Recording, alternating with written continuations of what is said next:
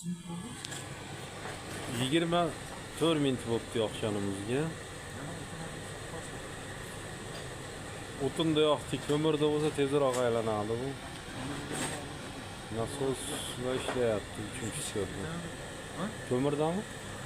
Ko'mirda 105 chiqadi.